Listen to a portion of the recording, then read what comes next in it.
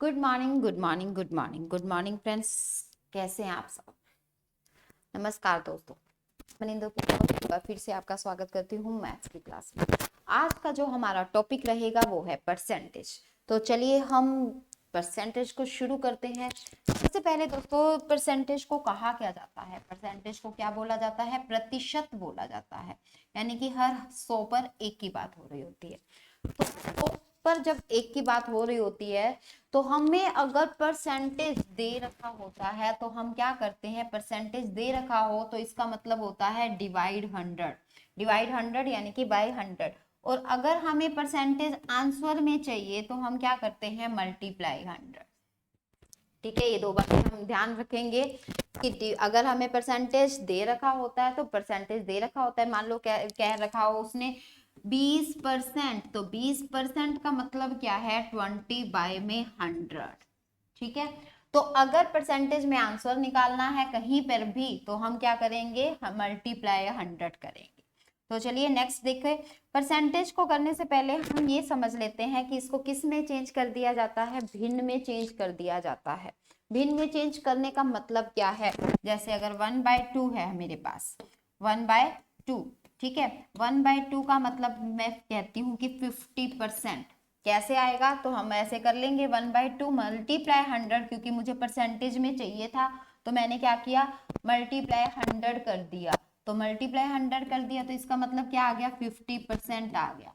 ठीक है, अब ऐसे ही 50% दे रखा है, परसेंट दे रखा है, तो इसका मतलब 50 बाय में 100 कर देंगे। 50 बाय में 100 यानी 1/2 आ गया। तो सेम ये चीज जब हमने मल्टीप्लाई 100 किया तो परसेंटेज आ गया, और परसेंटेज से वापिस किया हमने तो 1/2 आ गया, फ्रैक्शन में आ गया। ठीक है, अब देखिए इसका मतलब क्या है? 2 का 50% कितना है? 1 है। 2 का 50% कितना बनेगा? 1 बनेगा। ठीक है, अगर मैं कहूं कि 1/3 का मतलब क्या है? 33/1/3%। तो उसी तरह से हम कहेंगे कि 3 का 33/1/3% कितना बनेगा? तो 1 बनेगा। ठीक है, ध्यान रखना है इसका इतना परसेंट क्या होगा इसके ऊपर वाला। अगर मैं मान लो कोई भी जैसे 4/5 कह रही हूँ किसी में भी इतने परसेंट, तो इसका इतना परसेंट 4 बनेगा। तो ये ध्यान रखना है, जितने भी यहाँ पे परसेंटेज आएगा इसका उतना परसेंट यहाँ ऊपर वाली वैल्यू आ जाएगी, जिसको हम परसेंटाइल वैल्यू बोलते हैं। ठीक है, तो चलिए अब हम आगे करते हैं। अगर मैं बोलूं आपको 1/2 की वैल्यू क्या होगी, तो 1/2 की वैल्यू कितनी होती है? 50% होती है। 1/3 की तो 33 इंटू 1/3% होती है। 1/4 की सीधा हम कहेंगे 25%। 1/5 की तो हम कहेंगे 20%। 1/6 की 16 इंटू 2/3%। अब मान लो आपको ये नहीं पता चल रहा कि 1/6 को 16 इंटू 2/3% क्यों लिखा, तो ध्यान रखना आप मल्टीप्लाई 100 करते जाओगे तो यही आंसर आता जाएगा आपके पास। अब देखो 1/6 को 100 से मल्टीप्लाई कर दो तो क्या कट रहा है? बिल्कुल कट रहा है, तो 50/3 आ गया। तो 50/3 को हम क्या कर देंगे? 16 इंटू 2/3। अब देखो कैसे लिखते हैं? 50 को 3 से डिवाइड कर दिया, 1 3 यानी 20। अब देखो किस पे डिवाइड हो रहा है? 6 पे डिवाइड हो रहा है, 18 आ गया 2। तो इसको हम कर देंगे 16 इंटू 2/3%। तो हम डायरेक्टली ऐसे ध्यान रख सकते हैं कि 16 से 2/3% का भिन्न क्या होता है? 1/6 होता है। उसी तरह से अगर मैं कहूँ 1/7, 1/7 देखो मल्टीप्लाई 100 करोगे तो कितना आ जाएगा? 100/7। तो 100/7 को हम क्या लिख सकते हैं? 14 इंटू 2/7% लिख सकते हैं। ठीक है, उसी तरह से 1/8 12 इंटू 1/2% होता है। 1/9 11 इंटू 1/9% होता है, तो 1/10 का 10%। ठीक है, अगर मैं आपको यहीं पे एक चीज और कह दूं कि ये बताओ भाई 2/7 की वैल्यू क्या आ जाएगी? 2/7 की वैल्यू क्या आ जाएगी? तो आप कहोगे कि मैम ने करवाया तो 1/7 है, पूछ रहे हैं 2/7। तो कुछ नहीं करना है। देखो 1/7 2/7 का मतलब क्या है कि 1/7 को डबल कर दिया हमने, तो 14 इंटू 2/7 का डबल हो जाएगा। तो डबल हो जाएगा तो डबल का मतलब इससे भी मल्टीप्लाई, इससे भी मल्टीप्लाई, ठीक है, यानी कि 28 इंटू 4/7%। ठीक है, ये बात तो हमें समझ आ गई। बट अगर मैं कहूँ 4/7 निकाल दो, तो 4/7 आपको ये भी बड़ी बात है, क्योंकि हमें 1/7, 1/8, 1/9 ऐसा तो हमें सबका पता है। ठीक है, तो 1/7 का पता है, तो 4/7 4 से मल्टीप्लाई। अब 4 से मल्टीप्लाई करोगे तो इसको 4 से मल्टीप्लाई, 14 जो का 56, 4 दूनी 8।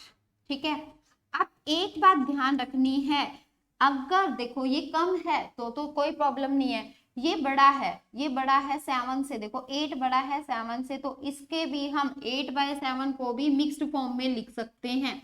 तो 8/7 को 7 से डिवाइड करोगे तो क्या लिख सकते हैं, 1 इंटू 1/7।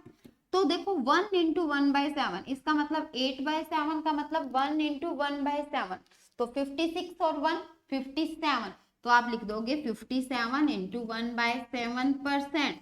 तो अब ध्यान रहेगा कि 57 इंटू 1/7% को क्या बोला जाता है, 4/7 बोला। अब हम कहेंगे कि लर्न कैसे रखें, इतना बड़ा, इतने बड़े बड़े वैल्यू लर्न कैसे रखें। तो लर्न करने की जरूरत नहीं है, जब हम 2 बार इसको यूज करते हैं, तीसरी बार में हमें बिल्कुल उसके जैसा पता चल जाता है कि हाँ भाई इसकी वैल्यू ये होगी।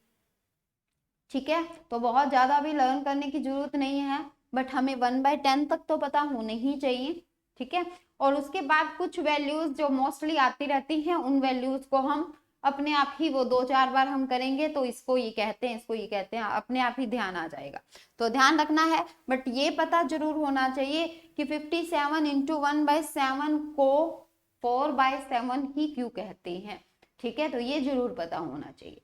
अगर मान लो अब जल्दी से आपसे करवा के भी देख लेते हैं। अगर मान लो मैं आपको कहूं कि भाई मुझे निकाल दीजिए 2/9 की वैल्यू, 2/9 की वैल्यू, तो 2/9 की वैल्यू हम कैसे निकाल देंगे, 2/9 मल्टीप्लाई कर दो, 11 दूना 22, 2 एकम 2/9%। बस ध्यान रखना है इससे भी और ऊपर वाले से भी, दोनों से मल्टीप्लाई होगी। अगर मैं कहूँ 3/9 तो चलो 1/3 ही हो जाएगा। ठीक है, क्लियर है। तो 4/9 तो आप करोगे 11 चौक 44, 4/9%। ठीक है, 4/9, 11 चौक 44, 4/9%, तो आप सीधा ही कह दोगे। ठीक है, तो हमें इनको बार बार यूज करेंगे तो हमें पता चल जाएगा। मेन बात हमें यहाँ तक जरूर याद होना चाहिए कि इसको क्या क्या बोलते हैं। ठीक है, अब देखो अगर 33/3% को क्या मैं 33.33% बोल सकती हूँ, बिल्कुल बोल सकती हूँ। देखो इसको थोड़ा सा और ध्यान रख लेंगे हम, कैसे ध्यान रख लेंगे, 1/2 फ्रैक्शन 50% होता है, हमें पता है। 1/3 को 33 इंटू 1/3% भी बोल सकते हैं, या 33.33% भी बोल सकते हैं। और अगर जैसे मान लो वो कहता है कि 33.33% तो इसका मतलब क्या है, 33/100 करके देख लो ना। ठीक है, तो इसका मतलब क्या है, 33 इंटू 1/3%। सेम ऐसे ही 1/4 को 25%, 1/5 को 20%, 1/6 को 16.66%, 1/7 को 14 इंटू 2.8% यानी कि 14 इंटू 2/7%, 1/8 को 12.5% या 12 इंटू 1/2%, 1/9 को 11.11 यानी कि 11 1/9%। ठीक है, 1/10 और 1/11, 1/11 देखो 9.09 और 9 इंटू 1/11%। ठीक है, यस। 1/12 की भी दे रखी है, 8 इंटू 1/3%।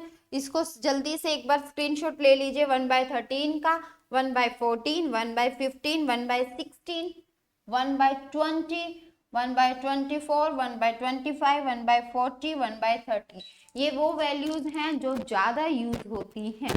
ठीक है, इसलिए इन सब का पहले दे रखा है। तो हमें बहुत ज्यादा भी लर्न जरूरी नहीं है करने की, बट हम आगे देखते हैं क्वेश्चंस कि इससे रिलेटेड क्वेश्चंस कैसे होते हैं। तो चलिए हम शुरू कर देते हैं क्वेश्चंस को। क्वेश्चन सबसे पहला देखिए, यदि किसी संख्या में हम उसका 16 इंटू 2/3% जोड़ दें तो क्या होता है, हमें 5600 प्राप्त होता है। तो वह संख्या बताइए। If we add 16 into 2/3% to a number, then what we get 5600, then we get, sorry, then find the number, number बताना है। अब देखो कहना क्या चाह रहा है वो, 16 से 2/3%, अभी याद होगा आपको, उसको हम क्या लिख सकते हैं, 1/6 लिख सकते हैं। अगर कैसे आप मान लो भूल गए हो तो आप सिंपल सी एक बात करो, इसको सॉर्ट आउट कर दो। 50/3 परसेंटेज को हम क्या लिख सकते हैं, 1/100, तो 1/100 तो हमारे पास आ जाएगा 1/6। ठीक है, 1/6। अब देखो मैंने